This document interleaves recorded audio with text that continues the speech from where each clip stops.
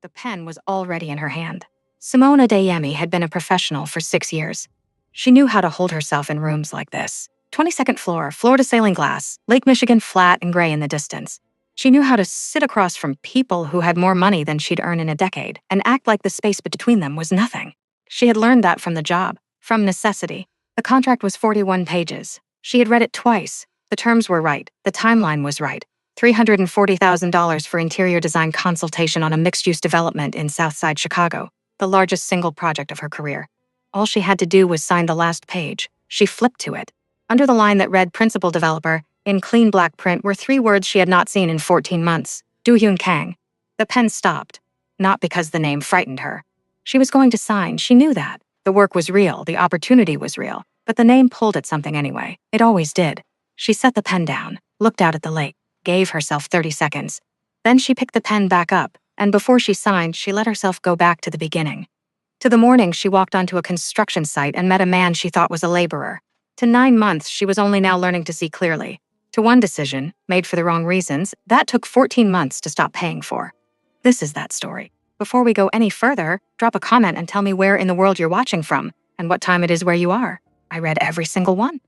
If you haven't subscribed yet, stay right here. This story has 5 layers. Most people don't see the last one coming. Don't miss it. The alarm on Do-Hyun Kang's phone was set for 4:53 a.m., not 4:50, not 4:53, because his father had told him once that a man who rounds his schedule to the nearest 5 minutes is already negotiating with himself before the day starts.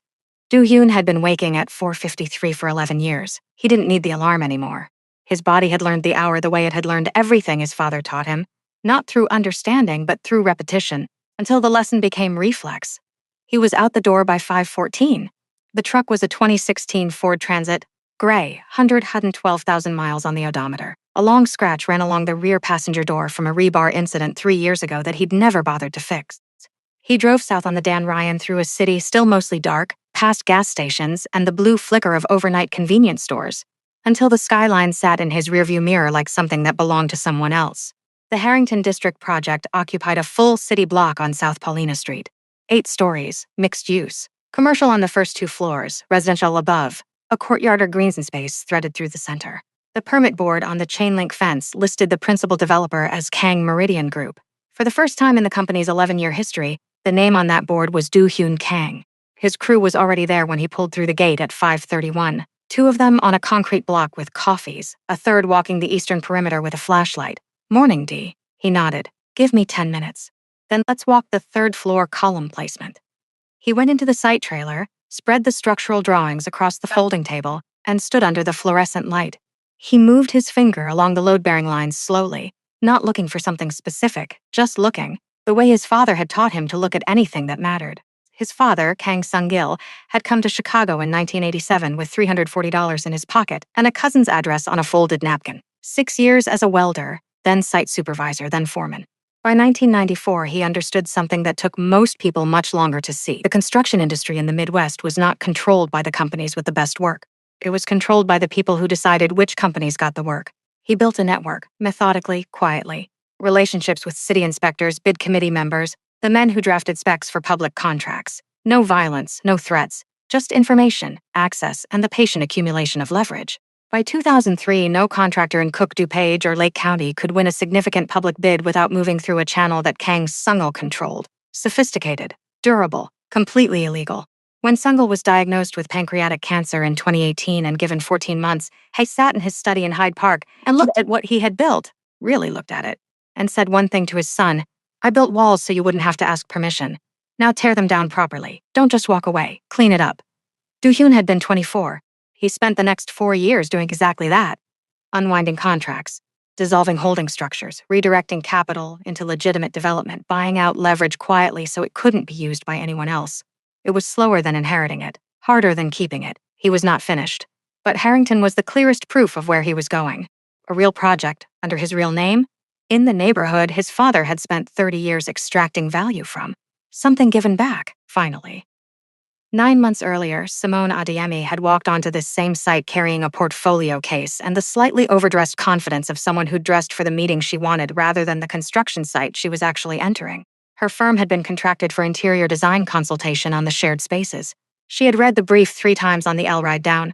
Do-hyun had been walking the eastern frame when she arrived. Hard hat, work boots, a flannel shirt with a tear along the left cuff he hadn't noticed. He saw a woman in clean clothes trying to figure out which trailer to enter and pointed her toward the right one. "Thank you," she said. "Site manager's inside," he said. "He'll get you set up." She went in. He went back to the frame. What came after was slower and more ordinary than either of them would have predicted. A shared lunch on a concrete block 3 weeks in. Conversations about the courtyard design that ran longer than they needed to. A number exchanged. A dinner in Pilsen that turned into 2 hours after the plates were cleared, just talking. The way people talk when they are surprised by how much they have to say to each other. By February, they were in Wicker Park. A 2-bedroom on Damen, 3rd floor. Radiator heat that ticked all night. It was good. For a while, it was genuinely good. The first sign was so small she couldn't have named it at the time. One evening in late March, Do-hyun's phone rang. He glanced at the screen. Something moved in his expression, just for a second. He stepped out onto the balcony and slid the door closed. Simone was washing dishes. She wasn't trying to listen, but the apartment was small, and she heard his voice change, not louder, not angrier, slower. The particular stillness of someone who has shifted into a register that has nothing to do with the conversation they were having 5 minutes ago. 90 seconds. He came back inside. "Everything okay?" she asked. "Business," he said. He picked up his coffee, went back to the drawings. She didn't ask again. Not that night, but she remembered. 3 weeks later, Claire Osi sent a link to Marcus Webb's Instagram with one message. "Okay, but his life though." Simone laughed, clicked through. River North Penthouse. A weekend in Miami. A table at Alinea. The curated aesthetic of a man who understood that other people's perception of him was itself a kind of capital. She was still looking at the screen when she glanced up and saw Do-hyun across the room, bent over his drawings under the desk lamp, flannel shirt, hair 2 weeks past needing a cut, a cold cup of coffee forgotten at his elbow. The smile didn't disappear, but something shifted behind it. The thing that happens when you stop seeing someone with your own eyes and start seeing them through someone else's. Without realizing you've made the switch, Do-hyun looked up. He saw her face. He didn't say anything. One quiet moment. Then he looked back down at the drawings. He had seen it. She knew he had. Neither of them said a word about it. What Simone didn't know, what she couldn't have known, was that the man sitting under that lamp had 4 lawyers, 2 holding companies, and a real estate portfolio that her entire firm's annual billings couldn't match in 8 years of work. But that was not the thing that mattered. What mattered was simpler and harder and would take her much longer to understand. He had seen the look on her face, and he had chosen in that moment to say nothing. Not because he didn't care, because he did. The invitation came on a Thursday. Simone's firm, Aldridge & Park Interior Studio, had been nominated for a Design Excellence Award by the Chicago Architecture Foundation. The ceremony was at the Meridian Club, 41st floor of the Wyndham Grand on Michigan Avenue. Black tie optional. The kind of event where the people in the room were less interested in the award than in who else was in the room. Simone told Do-hyun over dinner. She was careful about how she said it. "I'll come," he said. "It's black tie optional. I know what that means." The night of the event, he came out of the bedroom in dark trousers and a plain black shirt. No jacket, no tie. Clean, simple, and in the wrong room, invisible. Simone was in a deep green gown and her mother's earrings. She looked at him. He looked at her. "Ready?" he said. She said yes. She did not say what she was thinking. The Meridian Club had high ceilings, low lighting, and the particular acoustics of expensive carpet absorbing expensive conversation. Simone moved through the room the way she had learned to move through rooms like this. Purposeful, warm, present. She introduced Do-hyun to colleagues, a partner at a rival firm, the director of a nonprofit they'd done pro bono work for. He shook hands, answered questions when asked, did not initiate. She felt it, the slight friction of bringing someone into a room they didn't belong to and watching them not try. What she didn't know was that the Meridian Club was where Kang Sung-il had held his most important meetings for 17 years. A private dining room, always reserved under a different name. Inspectors, committee members, the informal architecture of 3 counties' construction contracts, quietly maintained across 2 decades. At least 2 people in the room that night had done business with the Kang network directly. If Do-hyun had walked in wearing a suit, standing in the way that announces arrival rather than obscures it, those 2 men would have recognized him within 20 minutes. And everything he had spent 4 years dismantling would have had a name attached to it again. He wore the black shirt because it was the only armor he had that didn't look like armor. Simone didn't know any of this. She knew only what she could see, and 40 minutes into the evening, what she could see was Marcus Webb. He came in with 2 men from a North Shore development firm, smile already in place, hand extended before he'd crossed the threshold. Charcoal suit fitted correctly. He moved through the room like he had always been there. He knew 3 people by first name within 5 minutes. He laughed at the right moment, leaned in at the right moment, never once stood still long enough to look uncertain. Then she turned, a colleague steering her toward the awards section. and as she turned, she looked back at Do-hyun. He was standing near the window, alone, cradling a glass of water, watching the city the way a person watches something they are not part of. She turned away. She did not look back again.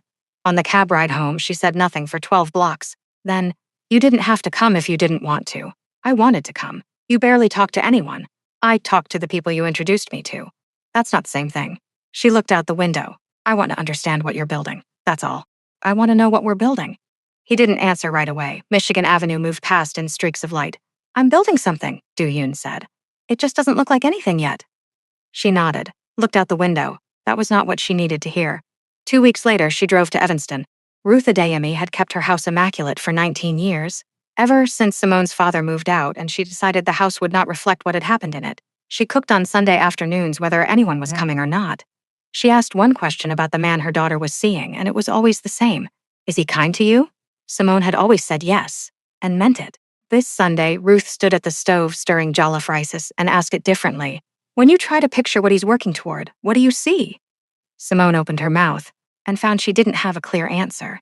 Ruth didn't push, she just nodded slowly, the way she nodded when something confirmed a thought she'd been sitting with.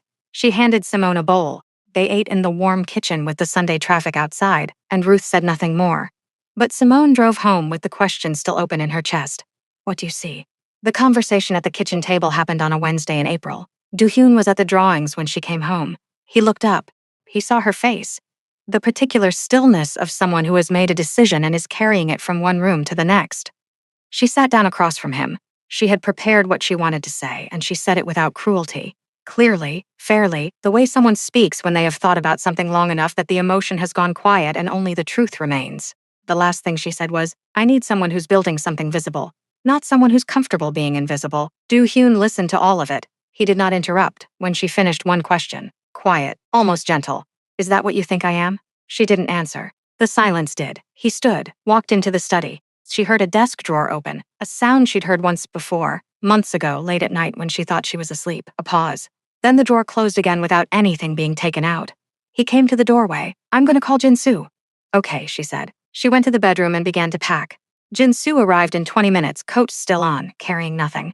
He read the room from the doorway before stepping fully through it. Do-hyun was in the dark study, no lamp. Through the glass panel, Jin-soo could see the light under the bedroom door. Simone still moving. He sat down across from Do-hyun, said nothing, waited.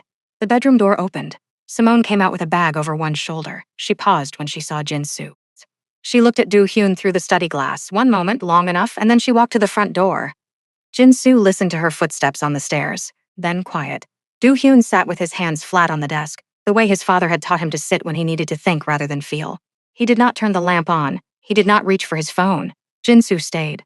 He didn't stop her. He didn't explain.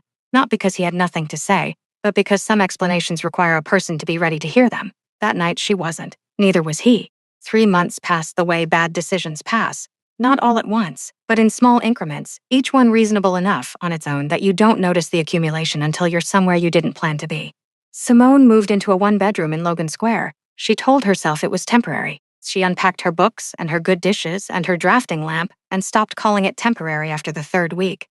Marcus made it easy, at first. He knew the right restaurants, not the loudest or the most expensive, but the ones with the right light, the right noise level, the kind of room that made whatever conversation you were having feel more significant than it was. He remembered small things, the name of the project she was working on, that she took her coffee with oat milk, that she hated being late. He created the impression of attention. And for someone who had spent 9 months with a man who gave real attention so quietly, it was easy to mistake for absence. The impression felt like the thing itself. She did not examine that too closely. By the 2nd month, she had learned not to ask about money. Not because Marcus deflected, exactly. More that the conversation always shifted, smoothly and without obvious effort, before it arrived at anything specific. He talked about deals in progress, about a development in River North he was positioning, about contacts and momentum and opportunity. The vocabulary of someone on the way up. Claire had her own vocabulary for it. "He talks about money the way people talk about weight loss," she said over lunch. "Always about to happen, never quite has." Simone laughed. "That's not fair.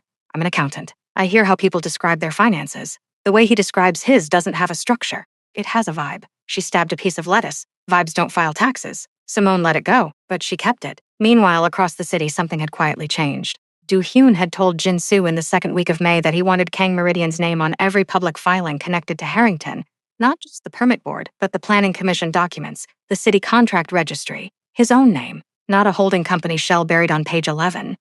Jinsu asked once if he was sure. My father hid because he had to protect what he'd built, Do-hyun said. I've been hiding because I'm afraid of what it means to stop. Those aren't the same reasons. Jinsu was quiet. Then he opened his laptop. The filings went through by the end of the month. No announcement, no press release.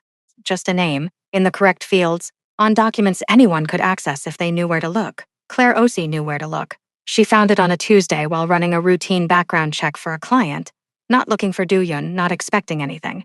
She typed a search into the Illinois Business Registry and his name came back on the fourth result. She clicked through, then kept clicking. She sat at her desk for 4 minutes without moving. Then she called Simone. I need you to look at something. Don't say anything until you've seen it. Can it wait until... It cannot wait. The groundbreaking ceremony for the Lakeview South development was held on a Thursday afternoon on Belmont Avenue in a white tent with catered food and a podium with the ward alderman's seal. Marcus had been chasing this project for 11 weeks. The developer, a private equity group from New York, had not committed. This was his last real opportunity to get in front of the right people. He brought up Simone because she had actual project credits, and having her in the room made his pitch more credible. He had not said this directly. She understood it anyway. She came because she was still trying. She accepted a glass of sparkling water and stood beside Marcus while he scanned the room, cataloging, calculating. There, he said quietly, nodding toward the left side of the tent. A man near the alderman from Ward 17 and 2 men she didn't recognize. His back was to her, dark jacket, plain. No lanyard, nothing to indicate who he was, and yet the alderman was listening with the particular attentiveness of someone who knows the conversation matters. Then he turned slightly. Simone's hand tightened around her glass. Do-hyun? He hadn't seen her. He was still talking. Something technical, the way his hands moved over structural specifics. The 2 men from New York were leaning in, deciding whether to trust him. Marcus had clocked him too. That's the Kang rep. I need to get in front of them before they lock in with the alderman. Come on. He moved. Simone followed, 2 steps behind. Marcus reached Jinsu first and opened with the full warmth of his professional smile. The pitch lasted 4 minutes. Simone stood slightly behind, watching Jinsu's face. Jinsu listened without expression. When Marcus finished, 1 beat of silence passed. Not hesitation, decision, and Jinsu set his glass down. The proposal from Webb Realty Associates, he said, at a volume the surrounding cluster could hear without effort, contains material misrepresentations on pages 4, 9, and 17 regarding asset valuation methodology. Kang Meridian doesn't advance submissions that misrepresent fundamentals. He picked his glass back up. We'll pass. He turned back to the contractor beside him. No anger. No drama. The kind of dismissal that is worse than anger because it carries no heat. Just a statement of fact, delivered in front of 4 people whose opinions Marcus needed, and then set aside like a matter already closed. The 2 men from New York exchanged a glance that Simone caught and Marcus didn't. Marcus's smile was still technically on his face, but something underneath had gone rigid. The particular stillness of a man recalculating very quickly what the last 4 minutes had cost him. Simone looked across the tent. Do-hyun was still with the alderman, still talking. He had not looked in her direction, not once. She stood in the white tent with the sound of other people's conversations moving around her, and understood all at once the difference between a man who performed confidence and a man who had no need to perform anything at all. She had spent 3 months choosing the performance. She had spent 9 months not seeing what was standing right in front of her. She held it together for the rest of the event. She had a lot of practice. She had spent 3 months convincing herself she'd made the right choice. Standing in that tent, she understood, for the first time, that conviction and correctness are not the same thing. Claire was waiting outside the tent. She had a screenshot pulled up on her phone, the Illinois Business Registry listing for Kang Meridian Group, and she held it out before Simone had fully reached her. Just read it, Claire said. Simone read it. Kang Meridian Group, registered 1994, Cook County. Principal Officer, Do-hyun Kang. Active holdings, 47 commercial and mixed-use properties across Illinois, Indiana, and Ohio. Total assessed portfolio value on the most recent filing, $312 million. Simone handed the phone back. That could be a different Do-hyun Kang, age 29, principal address Hyde Park, Chicago. Claire tapped the screen. That's not a different one. Simone looked at the tent behind her. At the aldermen still visible through the open flap, still in conversation. At the 2 New York developers. At the easy, unhurried way Do-hyun stood among them. She walked out to the site perimeter. The Lakeview South construction fence ran the length of the block, orange mesh on steel posts, the usual permit board bolted near the entrance. She stood in front of it without fully deciding to. The board listed the project name, the contractor, the engineering firm, the timeline. At the bottom, under principal developer, Kang Meridian Group, Do-hyun Kang. She had been to dozens of sites. She had read dozens of permit boards. She had read this one when they arrived the way she always did, out of professional habit without expectation. She had not read this name. She had not been looking for it. She stood at the fence for a long moment. The construction equipment was still. The late afternoon light came in flat and even, the way it does in October in Chicago before the clouds close in. A single hard hat hung on a post nearby, orange, turning slowly in the wind. Then she went back inside. She found Do-hyun in the hallway between the tent and the building entrance, moving toward the exit with Jin-soo 2 steps behind. She crossed the room without thinking about it. He saw her when she was 6 feet away. He stopped. "I need 1 minute," she said. He looked at Jin-soo's. Jin-soo moved forward without being asked, continuing toward the exit, giving them the hallway. 30 seconds of quiet, the noise of the tent behind them. The sound of the city through the glass doors ahead. "Why didn't you tell me?" she asked. He looked at her, not angry, not satisfied. The particular exhaustion of someone who has held something heavy for a long time and is no longer surprised by the weight. "You didn't ask what I was building, Simone," he said. "You asked why I wasn't showing it. Those are different questions." She opened her mouth, closed it. He held her gaze for one more moment. Then he walked toward the exit. He did not look back. She stood in the hallway for a while after he left. She didn't know how long. Eventually, she went to find Marcus. He was near the bar, recalibrated, already in conversation with a different developer. A smaller fish, a fallback, the pivot of a man who has been in enough rooms to know when a room is done with him. He looked up when she approached. He read her face quickly, the way he read everything, and made the decision to smile. "Ready to go?" he said. "Yeah," she said. "I'm ready." In the car, she looked out the window. He talked. She answered when it was necessary. By the time they reached Logany Square, she had decided 2 things: that she was going to end it with Marcus and that she was going to do it that night. She did. He didn't fight it as hard as she expected. She thought about that afterward, whether it said something about what they had been to each other, or whether Marcus Webb simply understood, on some instinctual level, when leverage was gone. She sat alone in her apartment at 11:47 p.m. and did not know what to do with her hands. She got in her car. She didn't drive anywhere in particular. She ended up in a parking structure on Wabash, 3rd level facing east. The lake was a dark line at the end of the grid. The city moved below in its ordinary way. Buses, headlights, people walking fast because Chicago in October does not encourage you to walk slow. She called her mother. Ruth answered on the second ring, which meant she had been awake. She always said she slept well. She almost never did. "Tell me," Ruth said. Simone told her. All of it, the groundbreaking, the permit board, the hallway, the 30 seconds, the question she'd asked and the answer she'd gotten. She told it in the flat, careful voice she used when she was not yet ready to feel the full size of what she was describing. Ruth listened without interrupting. When Simone finished, the line was quiet for a moment. Then Ruth said, "Can I tell you something I've never told you?" Simone waited. "When you were 8 years old, I ended things with a man. You never met him. His name was Gerald. He was an electrician. Union Southside, worked long hours, hands like a working man's hands, old car, didn't talk much about himself." She paused. "I thought he didn't have ambition. I thought quiet meant settled. I left him for your father, and you know how that ended." Simone said nothing. 15 years later, I was reading the Tribune. Do you remember when we still got the paper? And there was a profile of a contractor who had just been awarded a $40 million city infrastructure contract, Gerald Reeves. He still drove himself to the sites every morning. Another pause. "Shorter, I'm not telling you this, so you feel sorry for me. I made my choice. I lived with it. I'm telling you because I'm watching you make the same mistake I made, looking at a person through other people's eyes instead of your own, deciding what someone is worth based on what they show instead of what they build. Baby." Her voice was quieter now, almost gentle. "You confused quiet with empty. That's not the same thing. It never was." The line stayed open. Neither of them spoke. Outside, the October wind was moving through the parking structure in long, low passes. Rain had started, not hard, just present, the kind of rain that doesn't ask anything of you, just falls. Simone did not start the car. She sat in the dark with her phone in her lap and let the rain come down on the windshield, small rivers of it, branching and rejoining, finding their way down the glass by whatever path was available to them. She did not wipe them away. She sat. What happened next wasn't a reconciliation. It wasn't forgiveness wrapped in a clean ending. It was something harder than both. The slow, unglamorous work of understanding what you actually lost and deciding, in the quiet of a parking garage on Wabash at midnight, who you want to be after.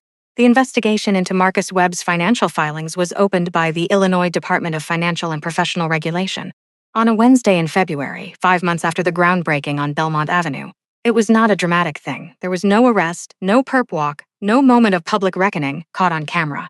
There was a letter, then a freeze on 3 accounts, then a notice to his broker. The findings were specific. $847,000 in real estate assets had been reported at valuations between 280% and 340% above their actual appraised worth on loan applications submitted across a 14-month period. 3 separate lenders, 2 separate LLCs, both registered to Marcus Webb.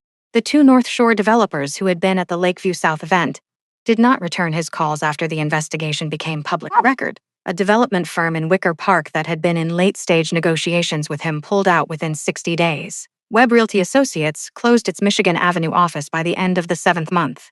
The license review was still ongoing. It did not happen because of Do-hyun. It did not happen because of Jin-soo's rejection at the groundbreaking. It happened because the structure Marcus had built his professional life on had always been load-bearing fiction, and load-bearing fiction eventually encounters weight. Simone found out through Claire, who found out through a client who worked adjacent to one of the lenders. She read the summary. She felt something, not satisfaction, not relief, something quieter and less satisfying than either. The particular feeling of watching of a consequence arrive that you saw coming long before it did. She did not call anyone about it. She filed it away and went back to work. She had sent the email to Jin-soo 6 weeks after the parking garage on Wabash. It had taken her that long. Not to decide, but to be sure she was deciding for the right reasons. She did not want to reach out because she felt guilty. She did not want to reach out because she had learned the truth about Do-hyun's portfolio and thought it changed the calculation. She wanted to reach out because she had a concept for the Harrington District shared spaces that she had been developing quietly for 14 months, and because it was the best work she had ever done, and because it did deserve to be seen by the people building the project it was designed for. The email was 4 sentences. No apology, no reference to their personal history, just the project, the concept, an attachment, and a request for a meeting if Kang Meridian was still in the design selection phase. Jin-soo replied in 3 hours. Yes, Thursday 10 a.m. the address on Michigan and Wacker. The office was on the 14th floor, not the penthouse, not the corner suite. A mid-floor conference room with a rectangular table, 6 chairs, a window facing north, clean, functional, unremarkable. The kind of room that says, what happens here matters more than the room itself. Jin-soo was there when she arrived. Do-hyun came in 2 minutes later, dark sweater, coffee in hand, no ceremony. He set the coffee down, pulled out a chair, sat. Go ahead, he said. She presented for 22 minutes, boards printed at full-scale digital backup on her laptop. She walked them through the courtyard concept first, the material palette, the sight lines, the way natural light would move through the space at different hours. Then the lobby. Then the corridor transitions between commercial and residential that most designers treated as afterthoughts and she had treated as the core problem. Do-hyun asked 3 questions. All technical. All exactly the right questions. The kind that show someone has understood what you built and wants to know if you understood it too. She answered all 3. He looked at the boards for a moment, then he nodded once. We'll move forward with this. Jin-soo will send the contract by Thursday. He stood, extended his hand. She shook it, professional. Correct, the right distance. She walked to the elevator alone, pressed the button, stood in the quiet of the 14th floor hallway while it came. She did not feel the uncomplicated relief she had imagined she might feel. What she felt was more specific, the particular satisfaction of having done a hard thing correctly, of having come back to a room not as the person who left it badly, but as the professional she had always been capable of being. The elevator opened. She got in. The permit was finalized on the first Thursday of March. Do-hyun drove to the Harrington site alone before the crew. 6:02 a.m. the Ford Transit, 118,000 miles now, the scratch on the rear door still unrepaired. He pulled through the gate and sat for a moment with the engine off. The building was 6 floors of steel and concrete and engineered wood, rising above the South Paulina street line against a sky that hadn't decided yet between gray and blue. Commercial base, residential above, the courtyard space framed in but not yet finished. Simone's courtyard, the one she'd designed through 14 months of everything else, the one that was going to be the best thing about this building when it was done. He got out, poured coffee from the thermos, walked to the permit board on the chain-link fence. Harrington District Revitalization Project. Principal developer, Do-hyun Kang, Kang Meridian Group, his name, in the correct field, on a document anyone could read. He stood there for a while. He was thinking about his father, not the man who had built the network, not the man whose choices had taken 4 years to carefully undo. He was thinking about the man in the Hyde Park study in the last months, sitting by the window in the afternoon light, who had looked at his son and said, clean it up. Not as a command, as a hope. As the closest thing to an apology a man like Kang Sungul knew how to offer. He was still cleaning. He would be for a while yet. But this building, this name on this board, this block of Southside Chicago, that was going to have something on it worth having. This was part of it. Then the crew van pulled through the gate, and someone called Morning D, and he lifted his coffee and turned toward the site. There was work to do. The permit document in the plastic sleeve on the fence was a standard city form, dense with technical language, reference numbers, zoning classifications, contractor designations. His name appeared once near the bottom of the second column, in the same font size as everything around it. Not prominent, not announced, just there, exactly where it was supposed to be. If you made it to the end of this story, I want to ask you something. Not about Duhyun, not about Marcus, about Simone. Because I think she's the most honest character in this story. Not because she made the right choice, but because most of us have been her at some point. We've looked at someone through the wrong lens. We've mistaken performance for substance, or silence for emptiness, or the absence of display for the absence of depth. We've let other people's metrics become our own without noticing the handoff. The hard thing about Simone's story isn't the ending. The ending is fine. She gets the contract, she does good work, she moves forward. The hard thing is the middle, the part where she had to sit in a parking garage at midnight and admit, alone, with no audience and no narrative payoff in sight, that she had been measuring the wrong things. That part doesn't make the highlight reel, but that part is where everything actually changed. So tell me in the comments, have you ever confused quiet with empty? Have you ever looked back at a decision and understood it differently only after the distance? I read every single comment. This is the part of making these stories that I actually look forward to. If the story made you feel something, if it made you think about someone or something or some version of yourself, share it. Not for the algorithm, because someone in your life might need to hear it. And if you're not subscribed yet, come on. You've made it this far. Hit the button. There's more where this came from. Thank you for being here. I'll see you in the next one.